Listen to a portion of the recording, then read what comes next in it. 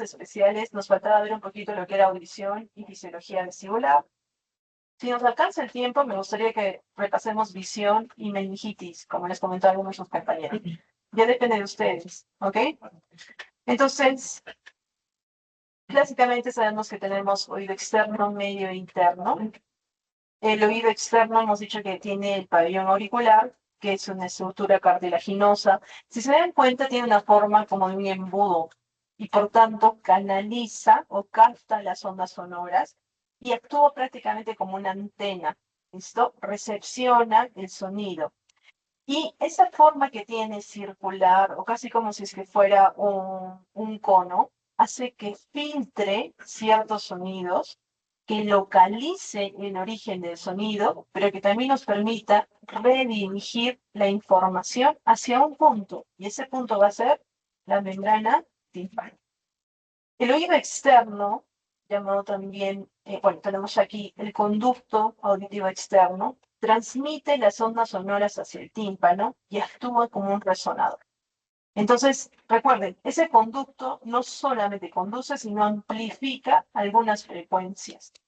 Y respecto a las frecuencias que amplifica, van a ser las que están entre 3 a 4 Hz. ¿Listo? Esto es crucial para la percepción del habla, para que nosotros podamos entender las palabras. ¿Ok? En cuanto a la función de protección, sabíamos que en el conducto de auditivo externo se van a producir una sustancia que se llama cerumen, es una secreción. Y esta secreción capta, hasta cierto punto atrapa los cuerpos extraños, protegiendo a lo que está más al fondo, que es el tímpano. Y recuerden, la curvatura, y esto es importante que ustedes recuerden, el conducto auditivo externo tiene una curvatura que le permite la entrada de objetos, sobre todo punzantes. Cuando ustedes hagan un examen del oído, van a tener que levantar un poquito el oído, van a tener que ubicarlo un poquito hacia atrás para que puedan ustedes entrar con el otoscopio y no causen una alteración en el paciente. Asimismo, ¿qué pasa si es que hay mucho cerumen? Muy bien, ¿y qué va a presentar el paciente? Hipoacusia. ¿Listo? Cuando ustedes tienen en la consulta un paciente con hipoacusia, lo primero que tienen que hacer es asegurarse de hacer un lavado óptico, porque aquí ustedes van a poder movilizar el cerumen. ¿Listo? Si ustedes no están en competencias, tienen que llevarlo con su colega. ¿Quién es el colega que va a ver esto? El otorrinolaringólogo. Muy bien. Excelente. A ver, todas las alteraciones del oído van a ser de las más interesantes que van a tener en su serum. En su serum.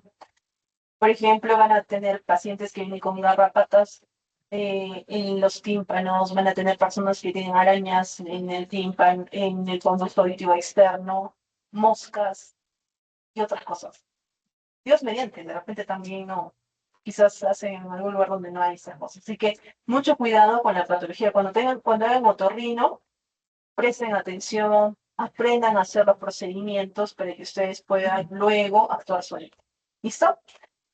En cambio, el oído medio es algo que característicamente ustedes van a poder evaluar de manera indirecta. Recuerden que en el oído medio se van a convertir estas vibraciones de aire en vibraciones mecánicas. Recuerden que la onda sonora está viajando en el aire y luego vamos a pasar a vibraciones mecánicas.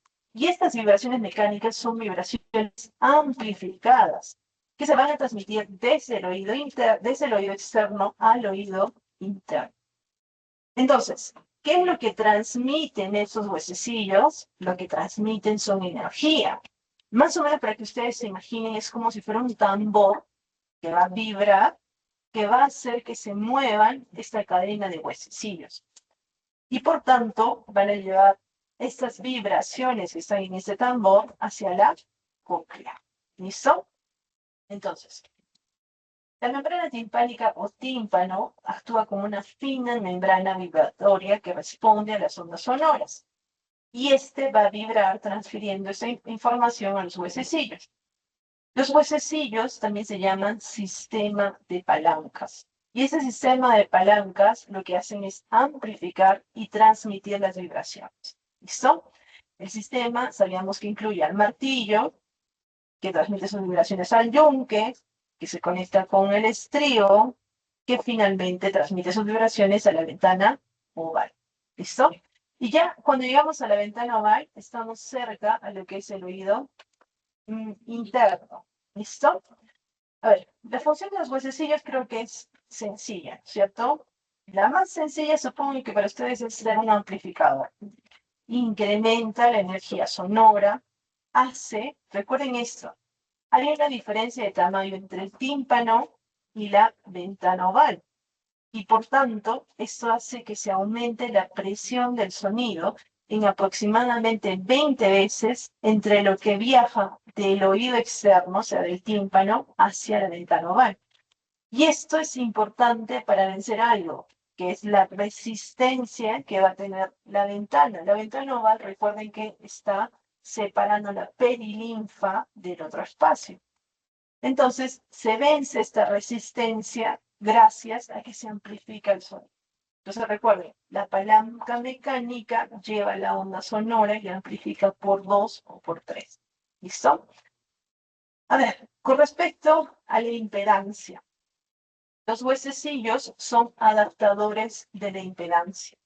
Es decir, que así como amplifican el sonido, también hacen que algunas ondas les sea difícil pasar. ¿Y por qué tenemos que recordar esto? Porque recuerden que tienen que pasar desde un medio, que es un medio tipo aire, a un medio tipo líquido. Y por tanto, vemos que la diferencia de la densidad es más o menos de 1 en el aire a 30 la densidad del agua o la densidad de la perilinfa. Entonces, estamos viendo que estamos cambiando la transmisión de esta energía desde el aire hasta el líquido, y este líquido baja la resistencia. Imagínense una bala. ¿Qué pasa cuando la bala la disparo al aire? ¿Cómo va a ser su dirección? Rápida, ¿no es cierto? ¿Qué pasa si la disparo al agua? Se enlentece. Lo mismo sucede con las ondas. Cuando nosotros tenemos las ondas que están viajando, sobre todo el sonido, en el aire, va a ser mucho más sencillo a que estas ondas viajen en el agua. Y por tanto, los huesecillos generan justamente esta resistencia. Algunas ondas no van a pasar, pero las que sí pasen, estas se van a amplificar para que puedan vencer la resistencia de la perilinfa. ¿Hemos entendido eso? Es como si esta bala, al entrar al agua, se volviera más fuerte. Ya no de ese tamaño, sino más grande y pueda pasar, vencer esa resistencia. ¿Hemos entendido eso? ¿Sí? Muy bien.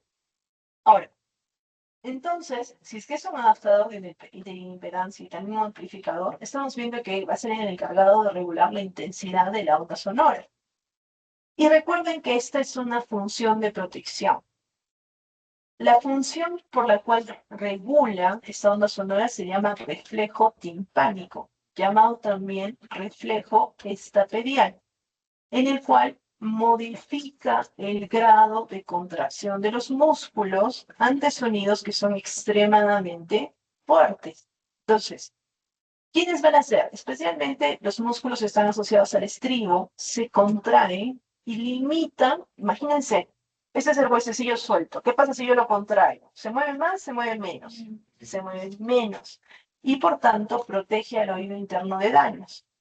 También son esa contracción la que elimina la tensión de las membranas. ¿Qué pasa si nosotros tenemos un tambor que está medio flojo? ¿Qué va a pasar con el sonido? Va a ser más bajo. Y también disminuye obviamente la transmisión de la onda sonora porque altera la conducción osicular. Entonces, cuando hablemos de la conducción en huesecillos, estamos hablando acerca de la conducción osicular. Y estamos viendo que si se contraen los músculos, ¿qué pasa con los huesecillos? Muy bien, no vibra. ¿Listo? Y si es que las membranas se vuelven flácidas, ¿qué pasa? Vibra menos, ¿no es cierto? ¿Qué sucede cuando ustedes están viajando, digamos? Algunos de ustedes han viajado en avión hacia Lima, ¿sí? ¿Qué pasa con su vidito? Ya, algunas veces se tapa. ¿Qué más? ¿A alguno le duele? ¿Le duele mucho? Ya hay que hacerse ver ese oído, ¿no? Si les duele mucho, de repente hay alguna infección o algo. Pero si les duele regularmente, ¿qué está pasando?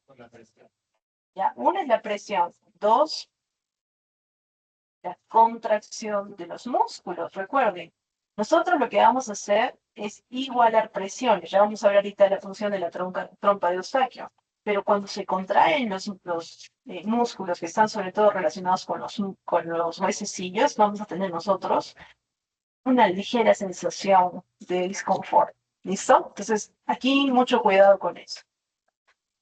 Tercer elemento, la ventana oval. Ya habíamos visto la membrana timpánica y estamos viendo los huesecillos y vemos que la membrana oval va a ser la que va a recibir la vibración, la información del estribo. ¿Y a dónde las va a transmitir? La va a transmitir a la perilinfa. Y esta perilinfa está en el oído interno. Muy bien. Con respecto al oído interno, vemos que en el oído interno se da la transducción neural y también el procesamiento del sonido. ¿Y esto por qué es importante? Porque sabemos que aquí vamos a tener estructuras especializadas para convertir estas vibraciones mecánicas en señales eléctricas y que nos van a permitir el control del equilibrio. Entonces, aquí nosotros vamos a tener en el oído interno laberinto. El laberinto va a estar localizado en el peñasco temporal. Recuerden ustedes que teníamos el hueso temporal y teníamos una zona que era gordita que le decíamos peñasco. Allí.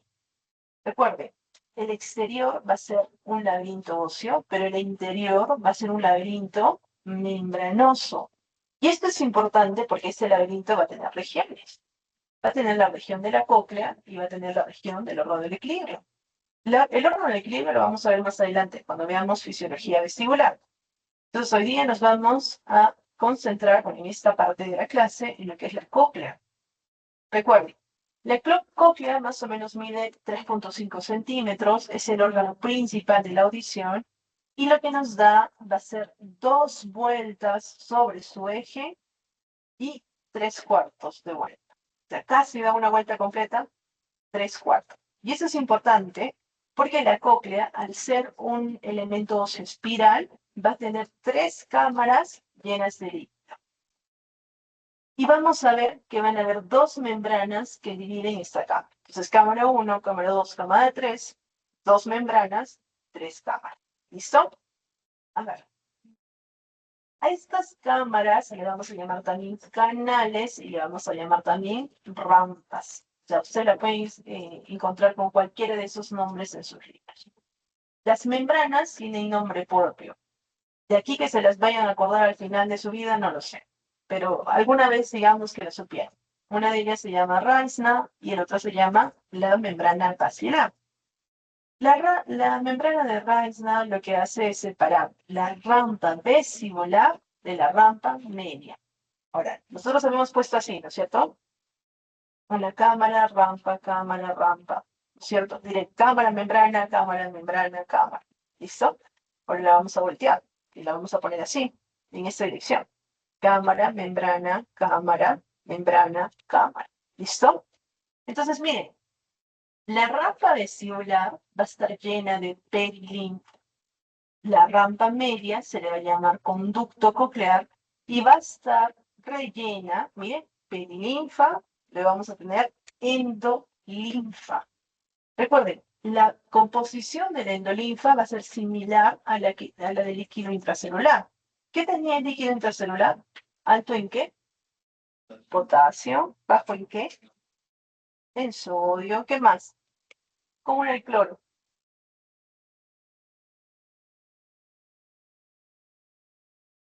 Ya. ¿Cómo era el bicarbonato? Ya, borroso, ¿no? Ya le ven borroso. Y ese que es ácido fisiolpato 1, ¿no? O sea, hace nada. Pero con que se hayan recordado que el potasio era alto, va bien, nos funciona. Veamos la membrana basilar. La membrana basilar va a dividir justamente esta rampa media o con la rampa timpánica. La rampa media va a ser fundamental para la transducción del sonido. Ya hemos dicho que esto se llamaba conducto coclear y estaba lleno de endolinfa. Y sabemos que en general tiene una tonotopía natural, es decir, que responde a diferentes frecuencias a lo largo de su longitud, casi como si fuera un piano. ¿Listo? Cada parte de su longitud va a responder a una frecuencia. ¿Y por qué es importante esto? Porque las frecuencias altas se van a detectar en la base y las frecuencias bajas se van a detectar en el ápice. ¿Ok? Ahora, la rampa timpánica está llena de perilinfa. Y aquí vamos a ver que está un órgano que se llama el epicotrema, que conecta la rampa timpánica con la rampa vestibular. Entonces, me están diciendo que hay dos rampas que tiene el perilinfa y una que tiene endolinfa. Me están diciendo que la rampa vestibular y la rampa timpánica se conecta por una zona que se llama helicotremo.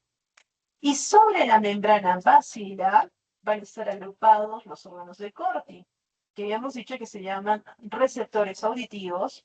Los órganos de Corti, y esto ya lo tienen que tener claro. Cuando nosotros hablamos de un receptor sensitivo, ¿qué características tiene? Ya, generalmente tiene cilios, ¿qué más? Tiene una base, ¿qué pasaba en la base? Está conectada con fibras nerviosas que después van a formar un nervio, ¿qué más? Muy bien. Se están dando cuenta de que todas esas fibras, esos axones juntos, nosotros le vamos a llamar un nervio, ¿cierto? Entonces, recuerden, estas células, como cualquier receptor, son células ciliadas, van a convertir estas vibraciones en señales eléctricas, van a estar cubiertas por una membrana gelatinosa que se llama membrana textorial, y eso también ya lo habíamos visto. ¿Se acuerdan cómo se llamaba la membrana gelatinosa de los receptores de la boca? Saliva. ¿Y cómo se llamaba de la nariz? Moco. Es lo mismo, si se dan cuenta, es prácticamente como si el cuerpo hubiese hecho copy-paste. Solamente que nosotros, para obviamente divertirnos más, le hemos puesto nombre a todas las cosas, pero podría ser algo muy similar. Necesita un medio que le ayude a despolarizar esos cilios. En el caso del oído, le vamos a decir membrana textorial, pero es una membrana gelatinosa que tiene una característica muy parecida a las que nosotros ya conocemos. Generalmente está conformado por 4 hileras, una interna, donde tenemos las células sensoriales auditivas, que van a liberar neurotransmisores en respuesta a las vibraciones y van a generar impulsos nerviosos que se van a ir en el nervio auditivo, y 3 hileras externas, que lo que hacen es ajustar la rigidez de la membrana basilar para afinar la percepción de las frecuencias. Entonces, mientras que una es la que recepciona la información, las otras 3 funcionan como amplificadores activos del sonido. ¿Listo? En la base sabemos que están las células de sostén como en cualquier otro órgano que hemos visto, y la transducción eléctrica hace que las vibraciones de la membrana basilar muevan a las células ciliadas internas, provocando una despolarización que genera el potencial que va a viajar por el nervio auditivo. ¿Listo? Y obviamente esta información, ¿dónde tiene que llegar? Al cerebro. Muy bien. Hasta aquí, nada nuevo. Muy bien. Pero la fisiología de la audición nos interesa. A ver, antes de pasar con eso, quiero asegurarme de que tienen claro. A ver, vamos a ver. Vamos a ir directamente al libro, porque yo sé que algunos de ustedes no lo van a revisar. Así que vamos con... ¿Qué lado es este? ¿Derecho o izquierdo? Piensen bien. Muy bien. Colóquense como debería de ser. Bueno, de hecho sería como si fuera este y lo cortamos a la mitad, ¿cierto? Muy bien. Tenemos el meato acústico, obviamente, la zona de la parte externa de la oreja, el canal auditivo y tenemos la membrana timpánica. ¿De ahí quién venía?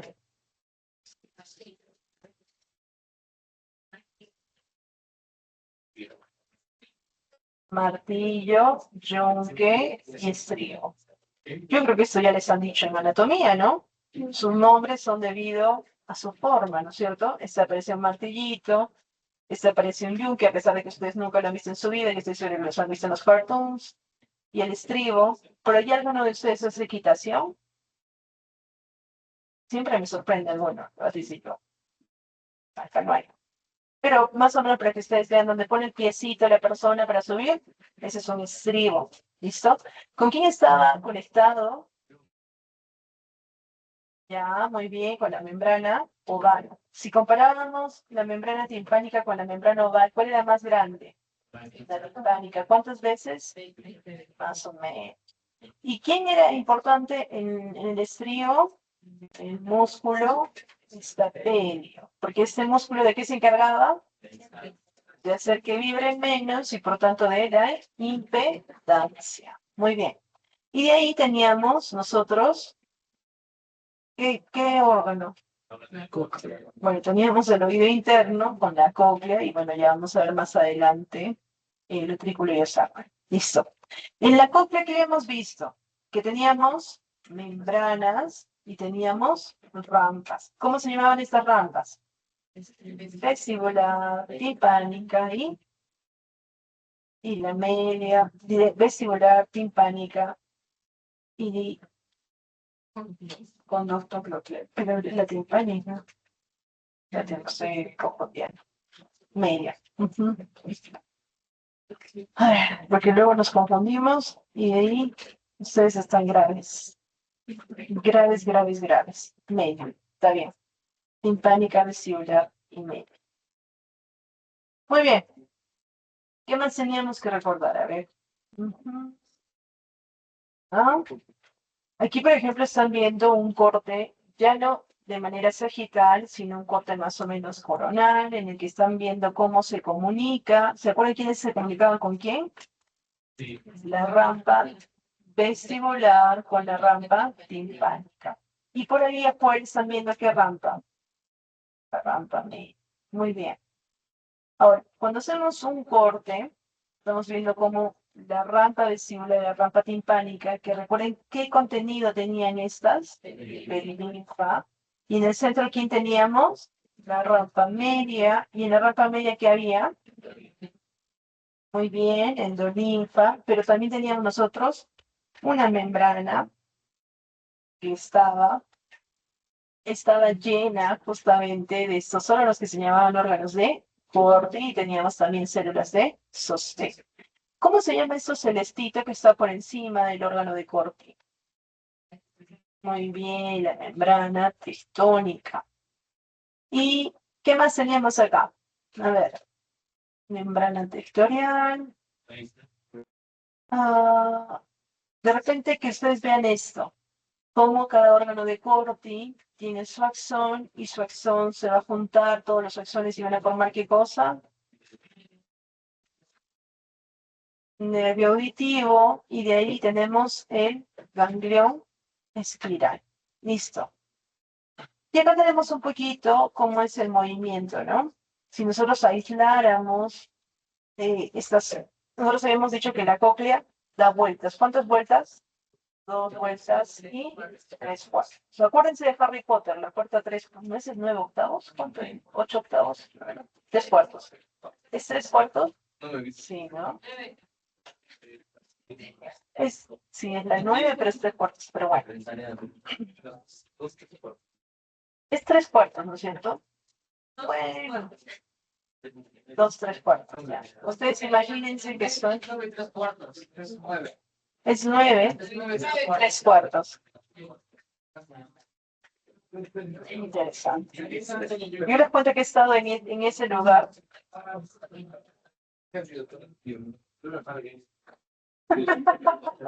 No fue Harry Potter, sino en la estación de San Pancras, que está en Londres, donde está justamente, que me parece que es, pues, en las rampas. Es que ellos también tienen como rampas, por si acaso, donde entran los trenes, y es 9, y es la estación 3 cuartos. Bueno, que ya. Eso no tienen por qué saberlo. Esto sí. Quedan 2 vueltas, 3 cuartos. ¿Ok?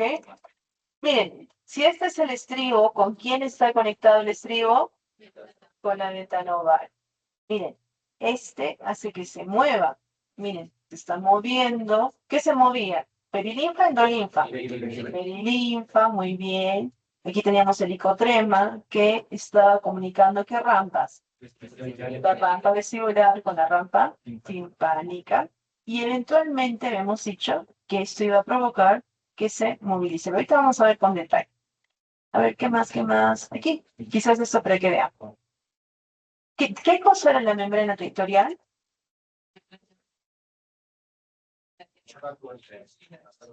Habíamos dicho la membrana gelatinosa que estaba sobre quién?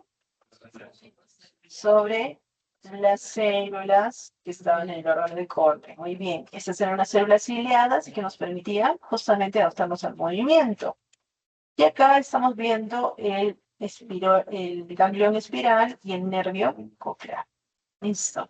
A ver, ¿qué más tenemos que ver? Aquí tenemos la membrana tectorial, tenemos los estereocilos, que eso ya vamos a ver más adelante.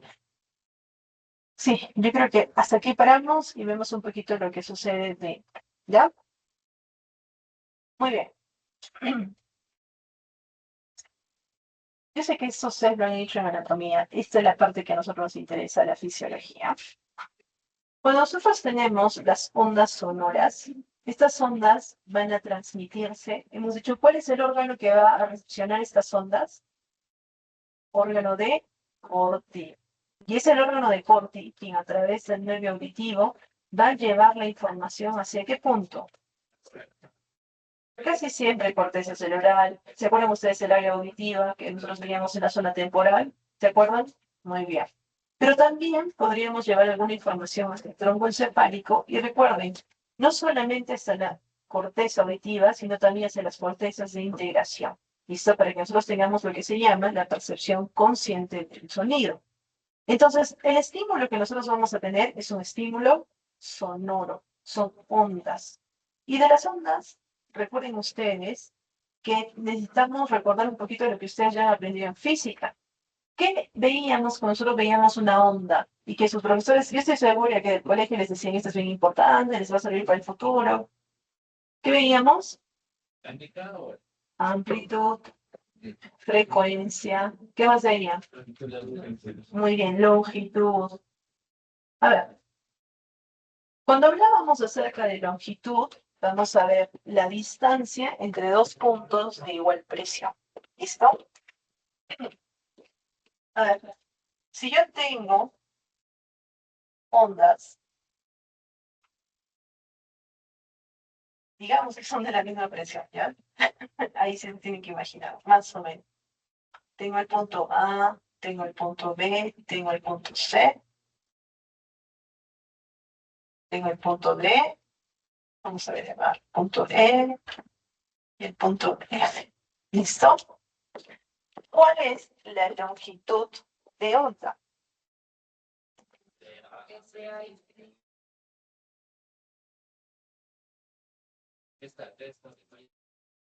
Ya. Vamos a seguir con el siguiente y vamos a ver si es que siguen eh, con su mismo concepto. Cuando hablamos de amplitud, es la desviación máxima del sonido, sobre todo cuando estamos hablando acerca de reposo, y nosotros vamos a medir la amplitud en una escala de velios, que en realidad sería súper alto, pero como estamos en el oído y que es un poco más pequeño, vamos a utilizar los decibelios, clásicamente denominados como D. ¿Listo? Entonces, a ver, con esa definición, ¿cuál es la amplitud? Imaginemos que están bien, ya, y los vamos a hacer un poquito más precisos, para que ustedes digan.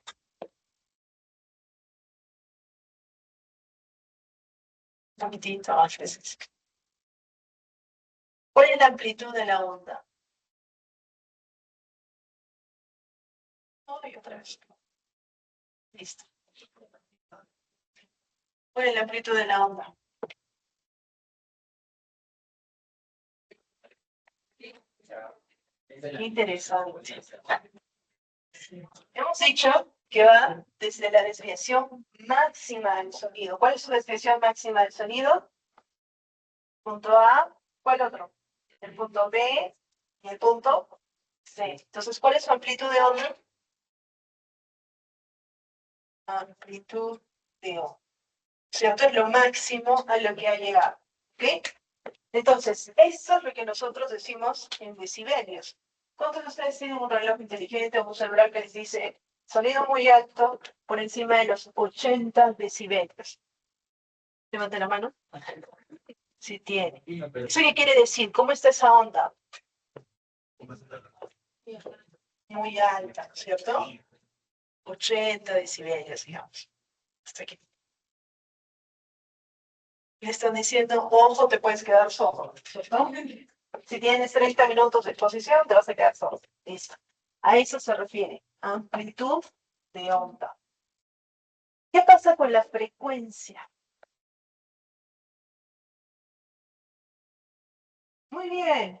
Número de ondas por ciclo por segundo. Recuerden, los ciclos por segundo es la manera más correcta, la más física para que nosotros podamos medir. Pero como nosotros somos seres humanos, ¿qué nos gusta? Aplicamos, ¿no es cierto? Entonces, cuando Hertz vio esto, dijo no. O sea, yo le pongo mi nombre, ¿cómo se va a llamar esto? Hertz. ¿Listo? Entonces, por ejemplo, si es que este fuera un segundo, ¿cuánto sería su frecuencia?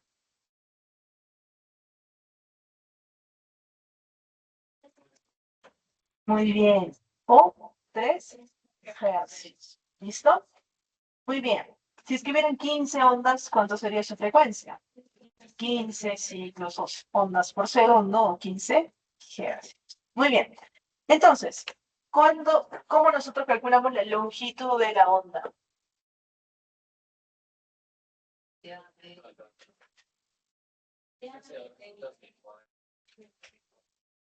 ¿Cuáles son los puntos de igual presión? D y E también serían. Y E y F. Ya, yo sé que esa les enseñanza, ya muy bien. No se preocupen, longitud de onda. Y acá nosotros habíamos dicho que si este fuera un segundo, tenemos 3 hercios. Muy bien. Entonces, miren lo que les voy a decir, porque esta es la parte, ya hemos repasado su parte básica, nadie me puede decir, no, a mí no me enseñaron cosas en decibeles ni cosas en hercios. Ahora sí. ¿Qué sucede con el oído humano? ¿Listo?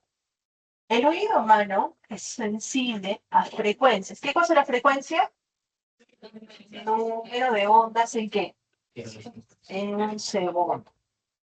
A 20 hercios hasta 20.000 hercios. Eso es lo que potencialmente, si ustedes están sanos, unos 70 kilogramos completamente sanos, deberían de oír. Pero la voz humana, ¿creen que está en ese rango? Claro que sea en Imasuma, una cosa así. No creo que esté en ese rango, ¿cierto? ¿En qué rango está la voz humana? A ver, ¿qué leído sobre todo el gaito? De 0 a 15. De 1000 a 4000 hercios. Y ya con eso demostraron que ninguno leyó el libro, ¿no? Me han dicho números. Eso es del inframundo, no sé, ¿no? De la voz humana, vivos, de 1000 a 4000 hercios. O sea, en un segundo, ¿cuántas ondas nosotros emitimos? 1000 a 4000. ¿Listo? Y en decibeles, ¿cuánto es la onda normal? 60 decibeles. Entonces, miren, ¿ah? Ya fijen para su examen. Hacia arriba, ¿cuánto? 60 decibeles. ¿En ciclos cuántos? 1000 a 4000. Muy bien. A ver, ¿qué pasa cuando hay ruido? ¿Cómo creen que es el ruido? Muy bien. Cuando nosotros tenemos ruido, definitivamente van a haber interferencias, definitivamente nosotros vamos a tener alteraciones. Pero más o menos para que sepan, el ruido enmascara. Y el ruido lo que hace es, si yo tengo una frecuencia de 1000 ondas, imagínense que otra tenga, no sé, me imagino 5000, que se pongan justo encima de las otras. ¿Qué va a suceder? Imagínense, están vibrando estas ondas, tengo otra que está vibrando más o menos en esa misma dirección. Muy bien, la enmascara. A eso se llama enmascarar las ondas.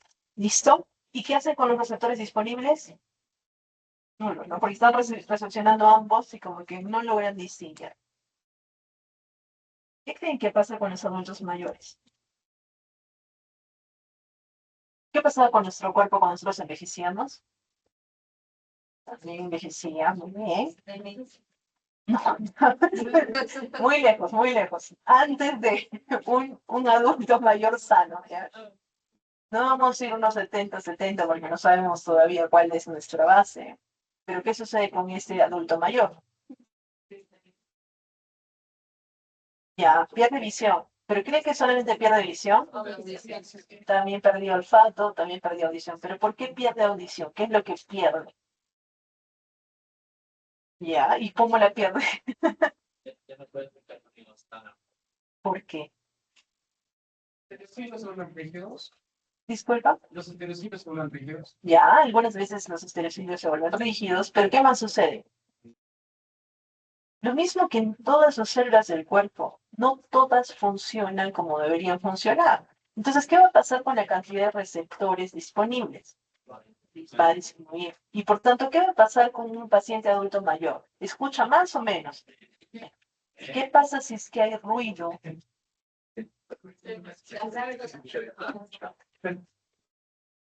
En general, si es que ustedes hacen ruido y están hablando con un adulto mayor, es muy difícil que entienda lo que ustedes están diciendo. Entonces, si es que ustedes están con su música toda y entra su abuelito y le dice, apaga la música, y dicen, qué raro, ¿por qué le quieren traer al abuelito? No, es que no está pudiendo escuchar el resto de cosas. Quizás ustedes tienen más receptores disponibles, ellos tienen menos, y por tanto se aturden más con mucho sonido. Lo mismo sucede, por ejemplo, en los consultorios. Los consultorios son lugares tranquilos, Dios mediante, ¿no? Si es un consultorio tranquilo, excelente. Pero si ustedes fueran, digamos, médicos ocupacionales y están viendo justamente este aspecto de los adultos mayores, o si es que uno de sus médicos es adulto mayor, ¿qué sucede si trabajan en una agencia? Va a poder escuchar. Y ustedes han visto, ¿no? Que a veces ellos gritan y dicen, no se escucha, señora, hable más fuerte. ¿Es porque está estresado? Quizás sí, pero también porque quizás no está escuchando bien. ¿Listo? Siempre recuerden esta parte. Muy bien. ¿Qué más tenemos que recordar? Bueno, la velocidad, recuerden, es cuán rápido están estas ondas. ¿Ok? Y cuando hablamos acerca de las vías auditivas, nos estamos dando cuenta que la transmisión va a ser en distintos medios. El primer medio de las ondas van a ser el aire. Las ondas sonoras van a llegar a la membrana timpánica gracias a la transmisión aérea. Pero también hemos visto que hay una transmisión osicular, en la cual vibran los huesos del cráneo y esto hace que vibre la membrana oval. ¿Recuerden quién estaba conectado a la membrana oval? El estribo. ¿Qué músculo tenía el estribo? Muy bien. Ahora, esta vibración habíamos dicho que se llama vibración osicular. Ahora, la vibración ósea también está indicada por cómo vibran otros huesos. Por ejemplo, mastoides, vibra también los huesos frontales. Y ellos contribuyen también a amplificar el sonido. De hecho, cuando ustedes, algunos ya han hecho sus prácticas, otros recién las van a hacer, vamos a ver cómo se amplifica el sonido gracias a estos huesos. ¿Listo? Con respecto al agua, habíamos dicho que estos primordialmente los medios de la endolinfa y la perilinfa, y hemos visto una oscilación de la membrana oval, que nos va a permitir que oscile la rampa vestibular, que eventualmente oscile también la timpánica y vaya hacia la endolinfa en la rampa media. ¿Y qué va a suceder? Movimiento de las células ciliadas contra la membrana vectorial, esa membrana gelatinosa. ¿Y qué es lo que va a suceder? Habíamos dicho que la perilinfa de la rampa timpánica va a llegar hacia la ventana redonda y eventualmente va a generar una despolarización gracias a la entrada de iones potasio, que va a ser de menos 60 milivoltios, apertura de altos de canales de potasio con alta concentración de potasio. Recuerden que la endolinfa habíamos dicho que tenía contenido muy similar a quién, del líquido intracelular. Y por tanto, nosotros estamos viendo que esa cantidad elevada de potasio va a hacer que se despolarice. ¿Listo? Y ahora sí, regresamos al libro. ¿Tienes el libro? ¿Dónde está su libro? Ah, todos menos su libro. A ver, regresamos a su libro para que veamos esto. Aquí tenemos, ¿qué célula es esta? ¿Qué célula? Muy bien, nosotros teníamos una célula de Corti, del órgano de Corti, ciliado, si ustedes quieren. ¿Y qué es lo que teníamos aquí? Cilios. ¿Y qué había en la puntita de los cilios? Canales de potasio, que cuando se movían los cilios, ¿qué sucedía? Se abrían. Miren, y están conectadas con unas proteínas que se llaman proteínas de unión de la, eh, como de la punta del cilio. ¿Listo? ¿Y qué es lo que hace? Cuando una mueve, apertura la otra, apertura la otra, apertura la otra. ¿Y qué genera? Que el potasio ingrese. Y cuando el potasio ingresaba, ¿qué sucedía con el potencial de acción? Aumentaba. Mira, despolarizan a los canales de calcio.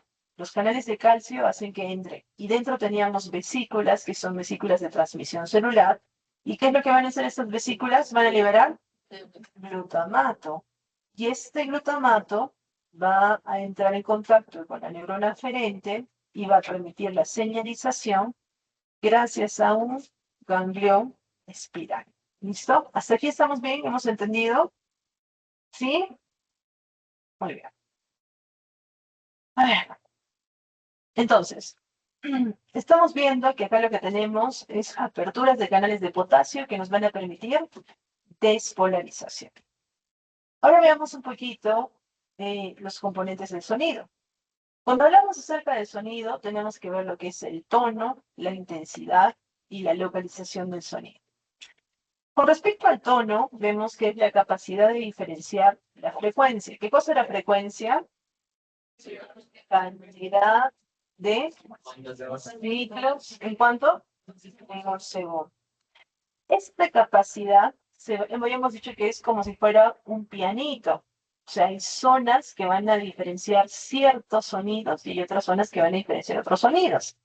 La base de la cóclea está relacionada con los tonos agudos, que son los tonos de alta frecuencia. ¿Qué quiere decir que es un tono de alta frecuencia? Tiene mayor. A ver, digamos que Imasoma le está cantando, ¿ya? ¿Alguien, todos conocen Imasoma o alguien no conoce? ¿No conoces Imasoma? Creo que tampoco.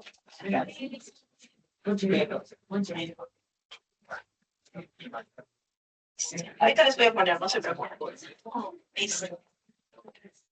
Vamos a imaginar que ahí hay como unas 3.000, ¿ya? Así, ¿cómo puede ser que pase el inglés y no conozcan quién es Imasoma?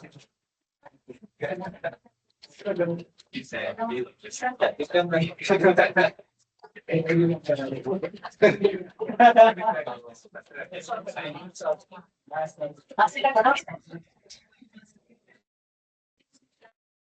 Recordemos que esta es una universidad privada, que vamos a ver aquí. Sí.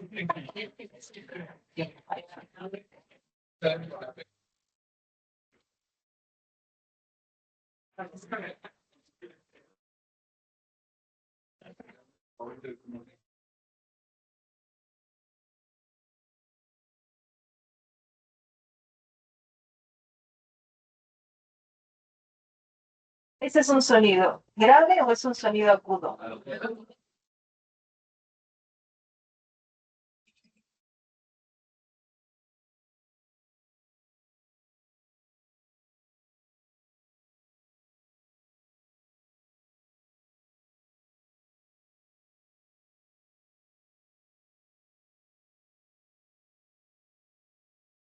Esos oídos se escuchan.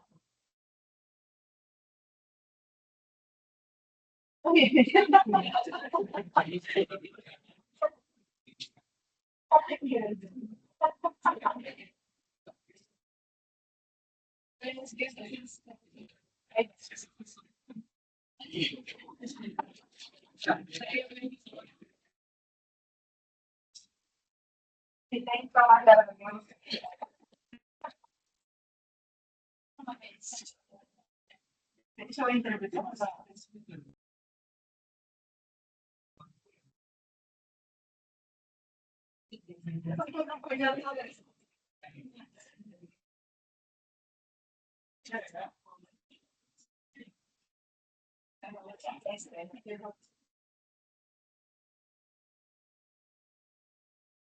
¿Qué señores? ¿No?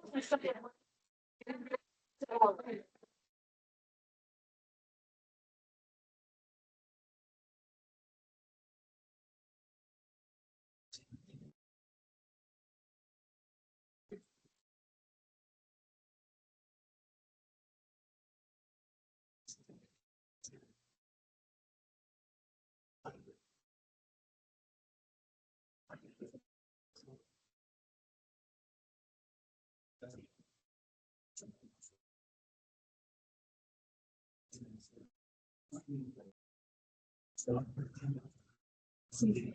Pues no que no le poder escuchar el sonido de mi voz.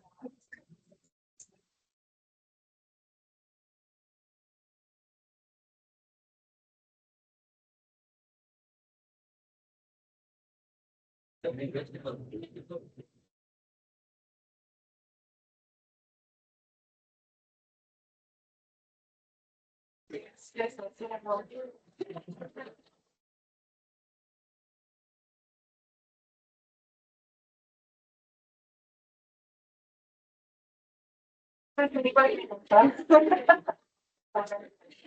Ok, sí, Masoma tiene un rango vocal que va desde muy grave hacia muy agudo. Cuando hablemos acerca de agudo, es decir, estamos hablando acerca de alta frecuencia, es decir, máximo desplazamiento ciliar. Esto recuerden que se ve en la base de la cóclea. ¿Listo? Por el otro lado, cuando empezó, por ejemplo, esa canción, ¿qué tonos estaba cantando? Graves. Eso se va a ver en la vértice de la cóclea, donde se ven los sonidos de baja frecuencia. Entonces recuerden, alta frecuencia, tonos agudos, baja frecuencia, tonos graves. Si les dicen, hay un paciente varón que tiene la voz muy grave, digamos que es un paciente que tiene hipotiroidismo, ¿cómo va a ser la frecuencia de su voz? Baja. Si les dicen que hay una paciente que tiene hipertiroidismo, que tiene alta frecuencia de voz, alta. Muy bien. Recuerden, a este orden que tiene la corteza, que tiene la cóclea, se le llama organización tonotópica. Tonos graves, tonos agudos. Y recuerden, lo mismo que hablábamos acerca del olfato, lo mismo que hablábamos acerca del gusto. El oído se entrena. Mientras más pequeña es la persona, más capacidad tiene de lograr algo que se llama el oído absoluto. ¿Alguien ha escuchado lo que es el oído absoluto? ¿Sí? Muy bien. No siempre se nace con un oído absoluto. Muchas personas entrenan y de hecho hay teorías en las cuales dicen de que es muy entrenable. ¿Listo? Muy bien. ¿Qué cosa es la intensidad? Nosotros vamos a ver que hay sonidos como los susurros, que son débiles, o sonidos altos, que son fuertes, y esto se refiere a la frecuencia de los potenciales de acción. ¿Listo? ¿Cómo llegan estos potenciales de acción? ¿Con cuánta frecuencia a despolarizar la onda? ¿Listo? Y la localización del sonido va a darnos dos cosas, la diferencia temporal y la diferencia de intensidad. Si nosotros escuchamos pasar el tren, nosotros vamos a ver que eso está cerquita o está lejos. El tren. ¿Lo escucha? Uy, falta saber que ya no lo escuchen. Ah, señor. Miren que son jóvenes, ¿ah? Muy bien. Entonces recuerden, para que nosotros podamos diferenciar la localización del sonido, tiene que haber una diferencia en el tiempo, mientras más cerca está el sonido de nosotros y la intensidad. Y ya habíamos dicho que la intensidad, ¿qué cosa es? La frecuencia de potenciales de acción. Si está muy lejos, ¿cómo va a ser la frecuencia de despolarización? Baja, débil. Y si es que está muy cerca, por ejemplo, cuando tocan los alumnos, la, la banda, es mucho más alta, ¿no es cierto? Muy bien. Ahora, ¿quién se encarga de llevar toda esta información? El nervio estatoacústico. Recuerden, llamado también vestíbulo coclear u octavo par craneal. ¿A dónde la lleva? A la parte superior del bulbo, a los núcleos cocleares. Y allí vamos a tener dos núcleos, los dorsales y los ventrales. Recuerden que las fibras secundarias ascienden, la mayor parte van contralateralmente y hacen su segunda sinapsis con los núcleos del complejo olivar superior. Recuerden, en esta zona se localiza el sonido y las fibras terciarias ascienden a los tubérculos cuadrigéminos del lemnisco lateral. De ahí tenemos fibras cuaternarias que van a ir a los cuerpos geniculados del tálamo. Ya saben, el tálamo siempre es un lugar de relevo sensorial, que ya lo habíamos visto desde las primeras clases, y forman las fibras de quinta generación, la radiación acústica, hacia la corteza auditiva primaria, que estaba en la porción superior del lóbulo temporal, y áreas secundarias, sobre todo para lo que son sonidos complejos, memoria de los sonidos, comparación de tonos, o escuchar intencionalmente y atentamente. Ahora, una menor parte viaja ipsilateralmente y nos asegura que llegue la información. Recuerden eso. Muy bien. Solamente para que terminemos, en cuanto a la fisiopatología, creo que es claro, ¿no? La primera va a ser disfunción auditiva, aunque realmente otitis creo que es importante que les explique. ¿Ok? Aquí paramos, chicos. Nos vemos mañana. Continuamos con vestibular, pero ya empezamos gástrico mañana. ¿Listo? Hasta mañana.